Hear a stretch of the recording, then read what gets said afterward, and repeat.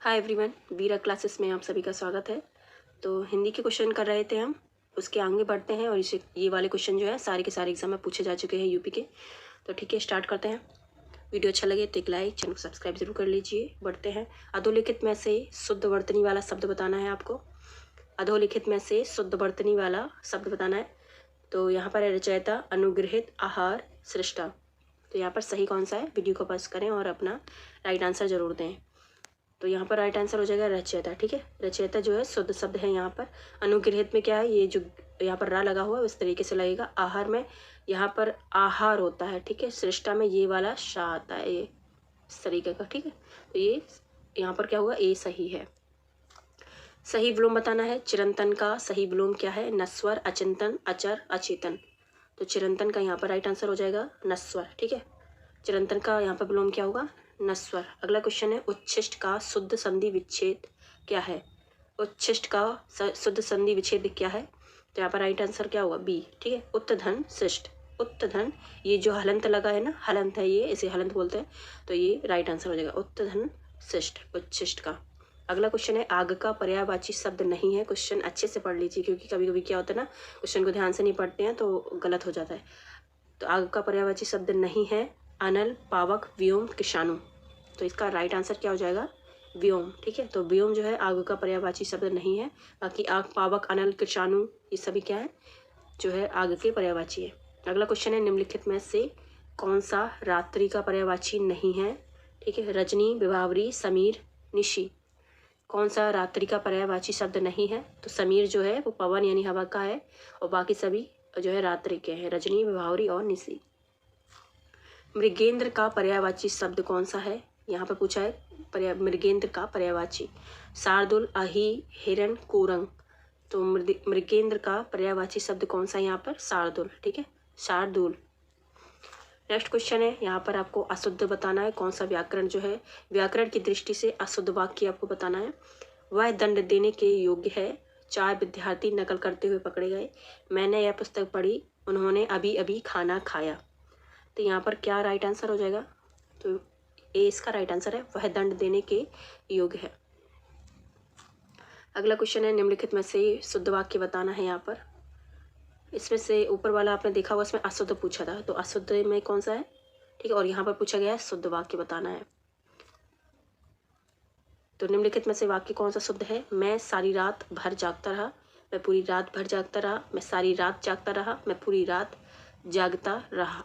तो यहाँ पर शुद्ध वाक्य कौन सा है, मैं सारी रात जागता रहा, मैं सारी रात भर जागता रहा। ठीक है, मैं सारी रात भर, नहीं सॉरी यहाँ पर भर है तो रात ये होगा सी। ठीक है, मैं सारी रात जागता रहा, मैं सारी रात जागता रहा। अच्छा, अब ये देखिए दोनों ही वैसे सेम है, बस यहाँ पर भर का अंतर है। ठीक है, तो रात होगा यहाँ पर। ठीक, तो सी इसका राइट आंसर हो जाएगा। अगला क्वेश्चन है, निम्नलिखित में से किस शब्द में गुण संधि है, हिमालय, इत्यादि, तल्लीन, देवेंद्र। तो इसमें से आपको बताना है कौन सा गुण संधि है। गुण संधि का उदाहरण इसमें से कौन सा है, देवेंद्र। ठीक है, देवेंद्र। अगला क्वेश्चन है, अन्वय का संधि विच्छेद कौन सा है। इसमें से आपको अन्वय का संधि विच्छेद बताना है। अनुधन अय, अनु प्लस आय, अनु प्लस अय, अनु प्लस आय। तो यहाँ पर राइट आंसर हो जाएगा अनु plus I, Anu plus I, अन्वय। ठीक है, अनु प्लस आय। अगला क्वेश्चन है, अगर आपको वीडियो अच्छा लग रहा है तो प्लीज़ एक लाइक, चैनल को सब्सक्राइब जरूर कर लीजिए।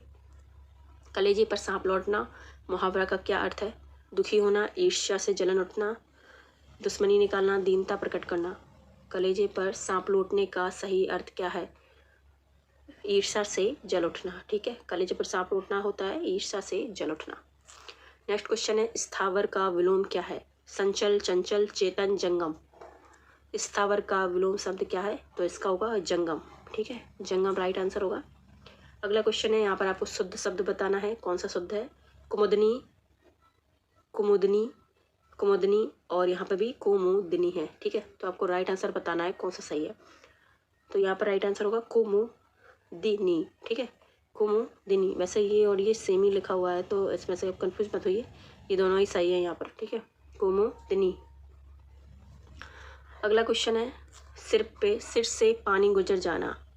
सिर से पानी गुजर जाना मुहावरे का उपयुक्त अर्थ क्या है, गहरे पानी में स्नान करना, सहनशीलता की सीमा टूट जाना, अच्छी प्रकार से सिर धोना, डूबने से बच जाना। कहते हैं ना कि सिर, अब तो सिर से पानी ऊपर जा रहा है जब बोलते हैं ना गुस्से में, तो इसका मतलब क्या होता है? तो सहनशीलता की सीमा टूट जाना। ठीक है, 20 का राइट आंसर है। अगला क्वेश्चन है, ग्रस्त का विपरीत क्या है? ग्रस्त का आपको विलोम बताना है यहाँ पर। मुक्त, सुस्त, लुप्त, ग्राहा। किसी चीज़ से ग्रस्त होना और इसका जो विलोम क्या है? मुक्त होना। ठीक है, इसका होगा ए राइट आंसर, मुक्त होना। ग्रस्त का होगा मुक्त। मूक का विलोम क्या है? अल्पभाषी, वाचाल, मृदुभाषी, कटुभाषी। मूक का क्या होता है विलोम शब्द? वाचाल, यानी ज़्यादा बोलने वाला होता है वाचाल। ठीक है, अगला क्वेश्चन है, इनमें से शुद्ध वाक्य आपको बताना है। ए, यह व्यर्थ बात करने से कोई लाभ नहीं।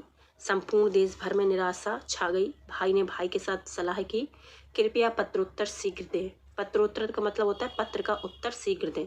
ठीक है, तो ये संक्षेप में लिखा हुआ है पत्रोत्तर, तो यहाँ पर राइट आंसर हो जाएगा डी का, कृपया पत्रोत्तर शीघ्र दें। डी राइट आंसर हो जाएगा। ठीक है, शुद्ध लिखा हुआ है ये। नेक्स्ट क्वेश्चन है, किसी शब्द की वर्त शुद्ध बताना है आपको। तो यहाँ पर शुद्ध वाक्य कौन सा, ये बताना है। आधीन, व्यवहारिक, मिष्ठान्न, अत्यधिक।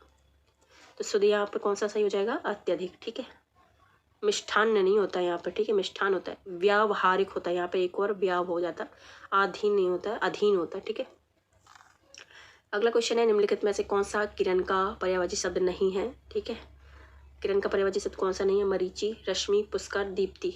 तो यहाँ पर राइट आंसर क्या हो जाएगा? पुष्कर। ठीक है, पुष्कर जो है पर्यायवाची का शब्द नहीं है। अगला क्वेश्चन है, कवि का स्त्रीलिंग शब्द क्या है? लिंग से भी संबंधित क्वेश्चन आएंगे, इसलिए आपको यहाँ पर रखा गया है। तो कवि का स्त्रीलिंग शब्द है कवित्री, कवियत्री, कवियत्री। ये भी दोनों ही सेम है, मतलब ये कवियत्री है, ये कवियत्री है। तो यहाँ पर आपको कवि का स्त्रीलिंग बताना है। तो यहाँ पर मात्राओं का ध्यान विशेष रखना है आपको। ठीक है, कंफ्यूज मत होना। तो यहाँ पर राइट आंसर हो जाएगा कवयित्री, सी इसका राइट आंसर है। और ये कवियत्री शुद्ध शब्द में भी बहुत पूछा जाता है। अगला क्वेश्चन है, आंखों में गड़ना मुहावरे का अर्थ है गौर से देखना, मन में खटकना, सहन न कर पाना, वस्तु को पाने की उत्कट लालसा रखना। आंखों में गड़ना मुहावरे का अर्थ क्या है? आंखों में गड़ना का क्या राइट आंसर हो जाएगा यहाँ पर? सहन न कर पाना। ठीक है, सहन न कर पाना। अगला क्वेश्चन है, उन्मूलन का विलोम क्या है? अवमूल्यन, विश्लेषण, रोपण, संश्लेषण। उन्मूलन का विलोम शब्द यहाँ पर क्या हो जाएगा? रोपण करना। ठीक है, वागजाल का संधि विच्छेद होगा वाग प्लस जाल, वाक प्लस चाल, वाग प्लस चाल, या फिर वाग प्लस चाल। हलंत का विशेष याद रखिएगा। ठीक है, तो यहाँ पर राइट आंसर क्या हो जाएगा? वाक प्लस, सॉरी ए होगा इसका राइट आंसर, वाक प्लस चाल। ठीक है, वाक प्लस जाल। अगला क्वेश्चन है, सरिता का पर्यायवाची शब्द नहीं है। ठीक है, इनमें से कौन सा शब्द जो है सरिता का पर्यायवाची शब्द नहीं है? तटनी, त्रिपदगा, निम्ना, तरंगिणी। सरिता का पर्यायवाची शब्द नहीं है त्रिपदगा। ठीक है, और याद रखिए तटनी, निम्ना और तरंगिणी सरिता का पर्यायवाची शब्द है। अगला आपको बताना है, इनमें से शुद्ध वर्तनी वाले शब्द का चयन करना है। तो ए अंत्याक्षरी, पूज्यनीय, तदोपरांत, कवियत्री। तो जैसे कि हमने ऊपर बताया था कवियत्री के बारे में, तो आपने देख लिया होगा कि किस तरीके से लिखते हैं। तो यहाँ पर ये तो गलत हो जाएगा, क्योंकि जो वाह पर जो मात्रा चढ़ी है छोटी की, ये नहीं होना चाहिए था। ठीक है, तो कवियत्री जो है गलत है। तदोपरांत में क्या है? तदो नहीं होता है, तदु होता है। यहाँ पे छोटा की जो मात्रा होती है ना वो लगती है। और पूजनी नहीं होता है, पूजनीय होता है। ठीक है, और यहाँ पर राइट आंसर तो क्या हो जाएगा? ए होगा। ठीक है, अंत्याक्षरी। कभी कभी लोग बोलते हैं अंताक्षरी भी हो सकता था, लेकिन यहाँ पर अंत्याक्षरी जो है वो सही होगा। जानने की इच्छा रखने वाले के लिए आपको एक शब्द बताना है। जानने के लिए इच्छा रखने वाला क्या कहलाता है? जिज्ञासा, जिज्ञासु, जिज्ञासा, ज्ञातज्ञ। तो यहाँ पर राइट आंसर हो जाएगा बी, जिज्ञासु। जानने की जो ज़्यादा इच्छा रखता है उसको क्या कहते हैं? जिज्ञासु। नैसर्गिक का विलोम बताना है। नैसर्गिक का विलोम क्या होगा? अनिर्भर, आविर्भाव, प्राकृत, कृत्रिम।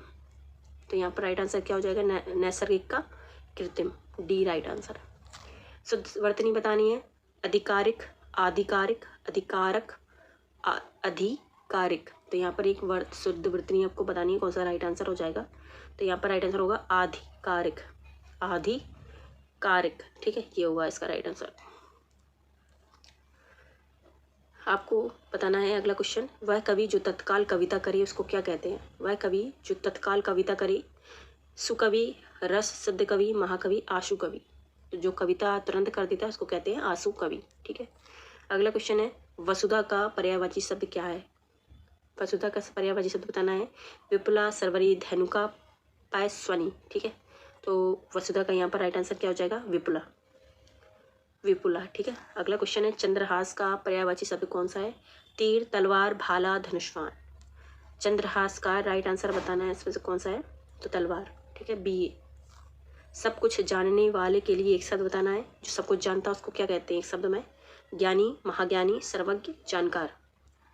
जो सब कुछ जानता है उसके लिए होता है सर्वज्ञ, सब कुछ जानने वाला। इनमें से प्रथम का उपयुक्त विलोम बताना है, यानी विपरीतार्थक शब्द बताना है। प्रथम का क्या होगा? प्रधान, गौण, अंतिम या प्रत्यक्ष। तो प्रथम का क्या होगा? जो विलोम है अंतिम। ठीक है, प्रथम का अंतिम होता है। अगला आपको बताना है, शुद्ध वाक्य इनमें से कौन सा है? ठीक है, उसने मुक्त कंठ से बढ़ाई की, उसने मुक्त हस्त धन लुटाया, समस्त प्राणी मात्र का कल्याण करो, आपकी आयु 40 वर्ष है। तो यहाँ पर राइट आंसर क्या हो जाएगा? उसने मुक्त हस्त धन लुटाया। ठीक है, उसने मुक्त हस्त धन लुटाया, यानी खुले हाथों से उसने धन लुटाया। अगला क्वेश्चन है, उत्तराधिकार में प्राप्त संपत्ति के लिए एक शब्द बताना है।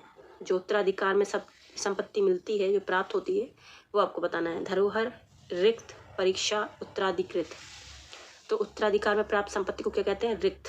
ठीक है, रिक्त बोलते हैं। लास्ट क्वेश्चन है, जो ये लास्ट क्वेश्चन होगा इस वीडियो का, चोर का पर्यायवाची शब्द क्या है?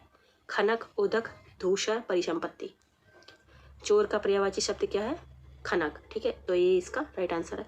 तो कैसा लगा वीडियो कमेंट करके जरूर बताएं और कोई डाउट हो तो वो भी कमेंट करके जरूर बताएं। थैंक यू सो मच इस वीडियो को देखने के लिए।